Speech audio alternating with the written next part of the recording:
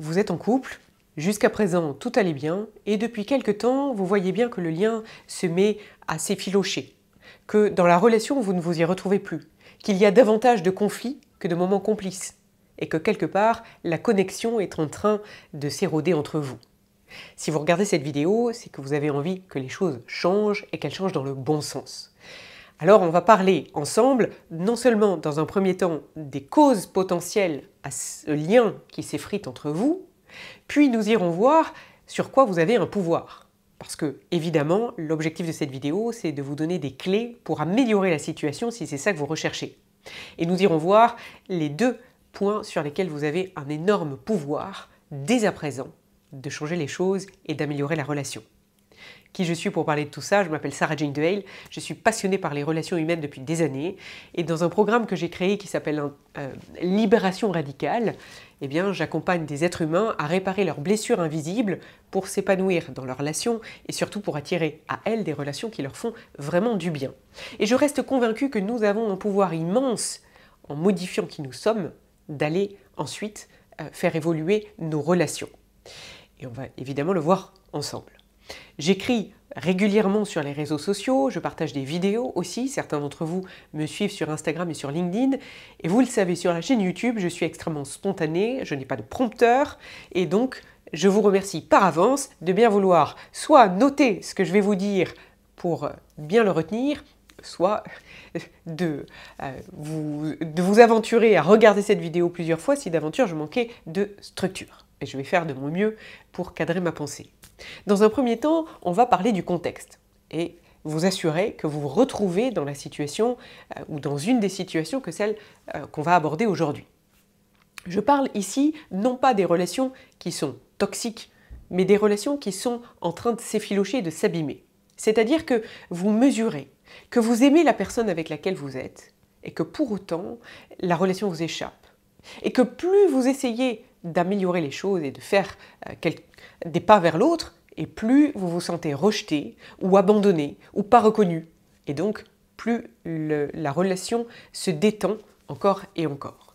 Et c'est extrêmement intéressant parce que la relation, comme j'ai pu l'illustrer dans plusieurs vidéos, c'est un peu comme un élastique qu'il y a entre vous et l'autre. Et cet élastique-là, vous pouvez vous amuser à faire le jeu. Dans certaines vidéos, je l'ai, là je ne l'ai pas. Si je suis tendu, l'élastique va être tendu. Si en face de moi j'ai quelqu'un qui est tendu parce que je suis tendu, l'élastique va être extrêmement tendu. Et vous vous doutez bien qu'à un moment donné, l'élastique il lâche et que celui qui le prend dans la figure, ça lui fait très mal. Donc l'objectif, évidemment, c'est lorsque je change moi, comment j'améliore la relation. Mais surtout, comment changer? Puisque si vous regardez cette vidéo, vous êtes en train de vous dire « Mais Sarah, ça fait des semaines, voire des mois que j'essaye de changer, que j'écoute ce que me dit l'autre, que je ne comprends pas ce qui se passe. » Parce que souvent, comme le disait Einstein, on fait encore plus de ce qu'on faisait déjà. Donc si, depuis des lustres, vous avez la stratégie de chercher à vous adapter et à faire plaisir, et que ça ne fonctionne pas, vous vous doutez bien qu'en cherchant à vous adapter et à faire plaisir encore plus, ça ne va toujours pas fonctionner. De la même manière que si vous avez la tactique plutôt de fuir, d'être de celui ou de celle qui font l'autruche, en se disant « à partir de demain ça va passer », ou on va mettre ça sous le tapis et puis on va être tranquille et on va gagner un peu de temps. Vous voyez bien qu'à un moment, on se finit par se prendre les pieds dans le tapis parce que tout ce qu'on avait fourré dessous, c'est devenu tellement gros qu'on ne peut plus l'éviter. Et donc on finit forcément par trébucher. Alors, je m'adresse à vous si vous êtes dans ces configurations-là, dans un lien qui est important pour vous, parce qu'il y a des enjeux. Ces enjeux peuvent être matériels comme familiaux. Ces enjeux peuvent être liés à de l'attachement, parce que vous aimez profondément la personne, pour autant vous n'aimez plus la relation, et vous n'aimez plus la personne telle qu'elle est dans la relation avec vous. Vous pouvez l'aimer d'un point de vue plus grand, je dirais, et plus abstrait, mais pas dans sa version quand elle interagit avec vous. Vous vous sentez concerné? Alors allons plus loin. On va voir maintenant les facteurs qui font que cette relation s'abîme. Quand on rencontre quelqu'un, il y a plein de raisons pour lesquelles on va tomber en amour.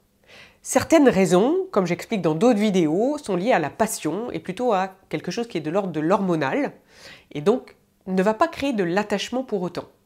Et Si vous êtes dans cette situation, vous avez l'impression que c'était de la passion et que c'est en train de s'effriter, je vous invite dans ce cas à regarder peut-être d'autres vidéos sur cette chaîne, notamment celle La passion mène-t-elle nécessairement à l'amour? Parce que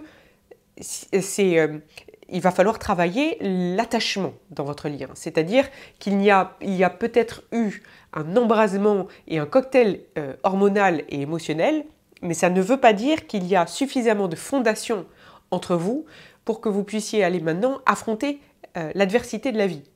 Parce que il y a certains sociologues qui disent le coup de foudre rend aveugle, mais le quotidien rend la vue.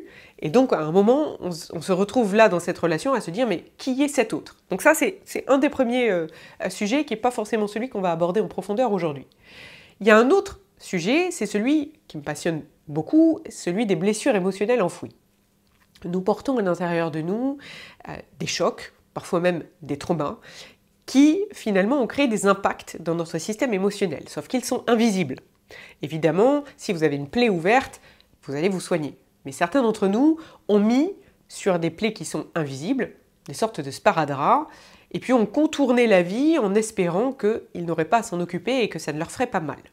Malheureusement, la vie, elle a pour but non pas de nous amener à voir exactement ce que l'on veut, c'est-à-dire ce que veut notre mental, mais elle veut nous amener à réparer ce qui finalement ne nous rend pas libres. Et vous vous en doutez bien, tant que j'ai des plaies là-dessous et que je fais semblant de ne pas les avoir vues, c'est comme si je contournais un placard en me disant il y a peut-être un monstre dedans, ça obstrue mon chemin et donc je ne suis pas réellement libre. En tout cas, encore une fois, c'est ma vision du monde et vous avez le droit d'en avoir une autre. Si vous adhérez à cette vision du monde-là, eh bien, vous prenez conscience qu'à l'intérieur de vous, c'est comme un sapin de Noël, on a des blessures. Et certaines d'entre elles, eh bien, notre inconscient a considéré qu'on n'était pas prêt à les réparer. Et donc, on va peut-être rencontrer, au départ, à un moment dans notre vie, quelqu'un qui est parfaitement adapté à cette version de nous-là, qui a certaines blessures enfouies, qui peut-être ne se réveilleront jamais, mais qui peut-être vont se réveiller à un moment dans notre vie. Et au départ, tout fonctionne très très bien, parce qu'il y a une sorte d'harmonie, de synergie dans les systèmes émotionnels, comme dans les projets de vie. Et puis, soit parce que des projets de vie nous amènent à avoir d'autres objectifs dans nos vies matérielles, soit parce que certaines rencontres ou certains événements, comme des événements brutaux tels qu'un deuil, ou des événements plus anecdotiques comme un licenciement ou un changement de carrière, peuvent amener à réveiller certaines blessures qui dormaient. Et elles deviennent ce que j'appelle activées, et donc là, elles vont commencer à impacter nos comportements. Pourquoi? Parce que nous ne sommes plus libres de choisir nos comportements, nous sommes en réaction, et donc nous devenons la marionnette de notre passé. Et c'est en ça où je considère que tant qu'on n'a pas réparé ces blessures-là, qui se sont réveillées et qui sont activées, eh bien nous ne sommes pas libres, puisque nous sommes dominés par tout ce qui est invisible à l'intérieur de nous. Et donc ces fonctionnements-là, eh bien ils peuvent rentrer en heurte avec l'autre. Parce que soit les blessures vont se réveiller des deux côtés, et c'est nos comportements qui vont réveiller celles de l'autre, soit c'est simplement qu'elles sont actives chez nous, mais ça vient taper à l'intérieur de l'autre qui ne comprend pas cette nouvelle version de nous. J'espère que jusque-là, vous me suivez. Et vous allez me dire, ok, mais qu'est-ce qu'on fait? Alors, la grande difficulté que je mesure souvent pour accompagner des individus qui sont parfois en couple ou qui sont parfois dans des célibats qui ne sont pas choisis, je m'aperçois à quel point, eh bien, on peut avoir tendance, à cause d'un conditionnement dans lequel nous avons grandi, lié simplement à la sociologie actuelle, finalement d'adopter des stratégies vis-à-vis de l'autre. C'est-à-dire qu'on va, plutôt que de se responsabiliser sur l'incendie qui est en train de prendre feu en nous, on va s'attendre à ce que l'autre, par amour, par loyauté, par habitude, il s'occupe de venir éteindre à l'intérieur de nous ce qui est en train de s'enflammer.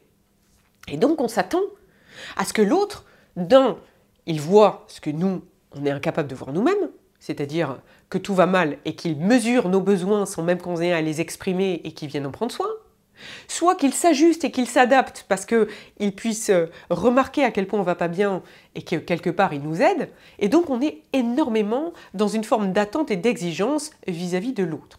Qu'est-ce que ça fait? Ça, évidemment, ça ne fait que détériorer encore plus le lien. Je crois que, tel que je l'ai exprimé là, si vous êtes encore en train de regarder cette vidéo, vous avez saisi où je voulais en venir. Où est-ce que je veux en venir? C'est qu'est-ce que je fais maintenant? Parce que si je continue d'attendre que l'autre prenne soin de moi, si je continue d'attendre que l'autre change pour s'adapter à ce qui hurle à l'intérieur de moi, si je continue de projeter tout ce qui va mal à l'intérieur de mon système émotionnel sur l'autre, en le rendant fautif de tout ce qui se joue et que je ne comprends pas et qui me rend si malheureux à l'intérieur, eh bien, à un moment donné, tout ce que je fais, c'est le faire fuir et c'est abîmer irrémédiablement le lien. Alors, quel est le pouvoir que j'ai? Eh bien, c'est de mesurer que lorsque nous entrons en relation, eh bien, il y a deux facteurs qui dépendent de nous. Parce que Marc Aurèle, un des fondateurs du stoïcisme, que j'adore beaucoup, et ceux et celles d'entre vous qui me suivent savez que j'y fais souvent référence, dit avec beaucoup de profondeur que ce qui va guider notre vie, et les trois mantras que nous devons vraiment garder en mémoire, c'est que pour être heureux, nous devons cultiver quelque part tout d'abord le courage de changer les choses que nous pouvons, deuxièmement, la sérénité d'accepter les choses que nous ne pouvons pas changer, et troisièmement, la sagesse de savoir distinguer l'un de l'autre. Et là, le message que je cherche à vous transmettre, c'est que si je suis dans l'espoir que l'autre change ou que l'autre vienne comprendre ce qui se joue en moi à ma place, je ne suis pas du tout au bon endroit. Et je suis en train de perdre complètement le pouvoir, non seulement sur ce qui se joue à l'intérieur de moi, mais aussi sur la relation, et donc sur ce que malgré moi j'amène dedans. Et évidemment, je vais probablement obtenir le résultat inverse de celui que je cherche au plus profond de moi. Que faire alors? Reprendre le pouvoir et le courage d'affronter ce qui dépend de nous. Et donc d'aller à l'intérieur. Parce que qu'est-ce que j'amène dans une relation? J'amène deux choses. La première, j'amène moi. Et la deuxième, j'amène ma manière d'entrer en relation. Je vous invite à mettre pause et à prendre un moment d'introspection sur ces deux éléments-là. Sur vous et sur votre manière d'entrer en relation. Parce que les deux sont extrêmement importants. On va aborder un peu plus en profondeur les deux éléments. Qui c'est moi? Moi, c'est mon vécu, ce sont mes besoins, ce sont mes rêves, ce sont aussi mes blessures et mes traumas non réparés. Et donc, quand j'arrive avec tout ça, peut-être que je suis un peu un incendie ou des potentiels incendies à l'intérieur. Et si je n'en prends pas soin, j'avance sans arrêt avec des angles morts et des zones aveugles. Pourquoi? Parce que ça va impacter mes réactions. Et je vais donner un exemple qui va vous montrer à quel point ce que je n'ai pas réparé en moi va générer un potentiel conflit dans la relation. Si par exemple à l'intérieur de moi, j'ai de grandes insécurités intérieures liées peut-être au manque matériel, et que en face de moi, j'ai un conjoint qui, par rapport à ce qu'il a vécu ou par rapport à ce qui s'est réveillé en lui, se met à avoir besoin de dépenser pour se faire plaisir ou pour prendre soin de lui. Ça va activer tellement de peur en moi que je vais rentrer en conflit. Mais comme je n'ai pas identifié que c'était lié à mes propres peurs, je vais me mettre à faire des reproches à l'autre, en lui disant qu'il est trop dépensier, en lui disant qu'il ne prend pas soin du couple, en lui disant que finalement il ne sait pas où il va et qu'il met le foyer en danger. En réalité, je suis en train de faire des reproches et d'attaquer à cause de mes propres peurs. Et je ne suis pas en capacité d'accueillir le fait que peut-être l'autre, en ce moment, eh bien, il a beaucoup de tension et il a envie de se donner de la reconnaissance. Ou que peut-être il a travaillé dur et il aimerait dépenser cet argent dans quelque chose qui a du sens pour lui. Je ne suis pas en capacité d'accueillir ça, puisqu'à l'intérieur de moi, je suis gouvernée, pilotée et manipulée par mes propres peurs et mes propres insécurités. Et la première étape, et elle n'est pas facile, c'est pour ça que j'appelle ça vraiment du courage, comme le dit Marc Aurèle, c'est d'aller à l'intérieur de soi et de se dire « Ok, ça n'a rien à voir avec l'autre en fait. Le conflit, il est bien lié à 100% à cause de mes peurs à moi et de ce que j'amène dans la discussion et dans la relation. » Et donc aller identifier, soit avec soi si on a une grande capacité d'introversion, soit avec un bon guide extérieur qui est formé à tout ça et qui va venir vous aider à identifier, soit rapidement si vous prenez quelqu'un de très expérimenté, soit peut-être un peu plus tranquillement si ce que vous recherchez c'est d'y aller en douceur, et d'aller réfléchir. Et surtout, au-delà d'aller réfléchir, parce qu'à mon sens, réfléchir c'est gentil, ça permet de voir les causes, mais ça ne permet pas de les résoudre, ensuite de passer à l'action, et d'aller réparer ces peurs, ces blessures, ces blocages. Pour arriver dans la relation beaucoup plus libre, qu'est-ce qu'amène la liberté ? Elle amène la distance, la capacité à accueillir l'autre tel qu'il est, à être suffisamment loin pour pouvoir donner mais aussi recevoir, comme je l'ai déjà expliqué dans une autre vidéo. Cette distance-là, elle est nécessaire pour bien aimer. Sinon, je suis collée à ma peur, à mes blessures, à mes blocages, et le nez emprisonné dans cette vision-là du monde, je plaque sur l'autre mes besoins et je l'embarque quelque part dans quelque chose qui ne lui appartient pas du tout et dans lequel il n'est pour rien.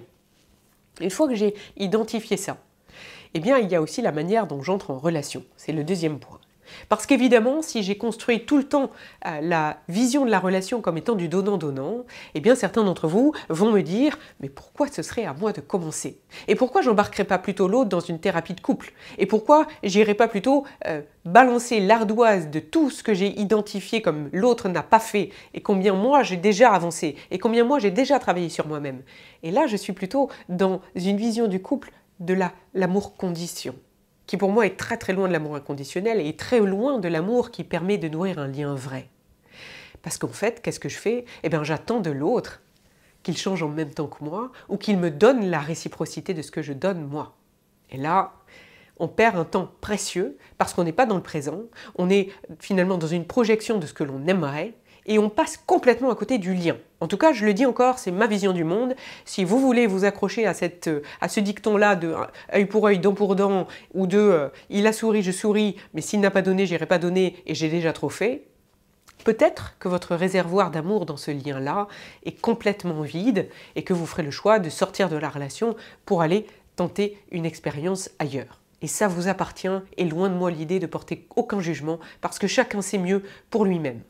Si toutefois, il reste à l'intérieur de vous l'envie de transformer la relation maintenant et de la rendre meilleure pour vous aussi, parce que peut-être que ce lien-là, dans lequel vous attendez du donnant-donnant, il vous épuise et ne vous nourrit pas, et que peut-être égoïstement, vous allez mesurer que l'altruisme est aussi une forme d'égoïsme, comme l'égoïsme se nourrit dans l'altruisme aussi.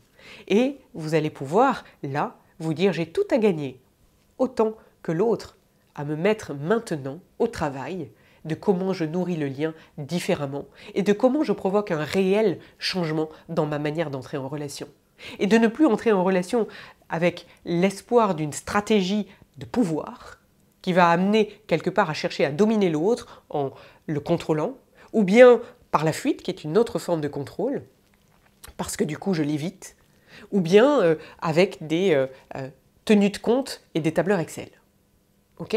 Si ça vous intéresse d'aller plus loin, évidemment, vous pouvez me contacter ou chercher, si vous ne ressentez pas en moi, un autre accompagnant ou un autre programme pour aller libérer tout ça. Pourquoi ? Parce que c'est extrêmement puissant. Une fois qu'on a identifié la manière dont on entrait en relation, on va pouvoir s'apercevoir à quel point on projetait sur l'autre notre vision du monde et combien ça détruisait le lien. Et je finirai avec un dernier exemple que je trouve assez parlant.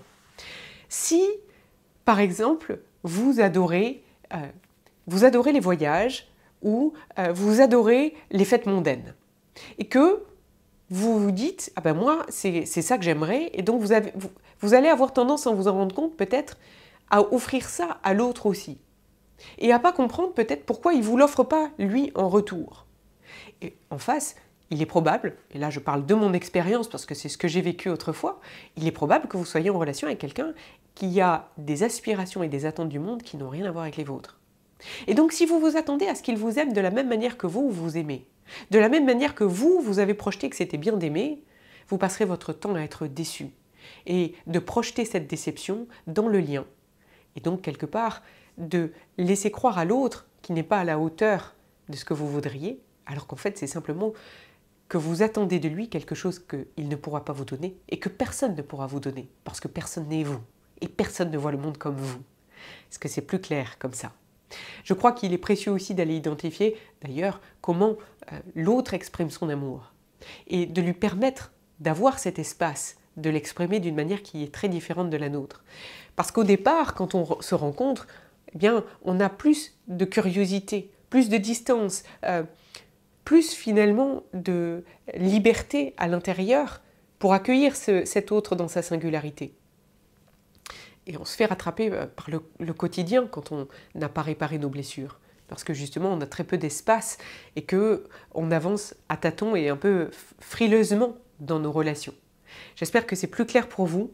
Si je résume encore une fois, je dirais que la priorité, c'est d'aller évidemment réparer ce qui est à l'intérieur de nous et ce qui dépend de soi. et non d'attendre que l'autre fasse le chemin à notre place ou vienne nous aider à éteindre l'incendie à l'intérieur de nous. En deuxième temps, d'aller nous questionner sur notre manière de nous comporter dans une relation, notre manière d'avoir des attentes et surtout comment pouvoir se libérer de cela pour développer avec l'apprentissage, parce que ça ne viendra pas du jour au lendemain, ça demande un chemin pour lequel j'offre souvent un enseignement, des outils, des formations, mais après je laisse chacun libre de l'expérimenter et de l'apprendre et de le faire grandir à sa façon, un chemin qui va permettre d'aimer l'autre d'une toute autre manière, une manière que j'espère qu'un jour nous enseignerons tous à nos enfants, qui permettra probablement au monde d'être beaucoup plus léger et aux relations d'être beaucoup plus apaisées.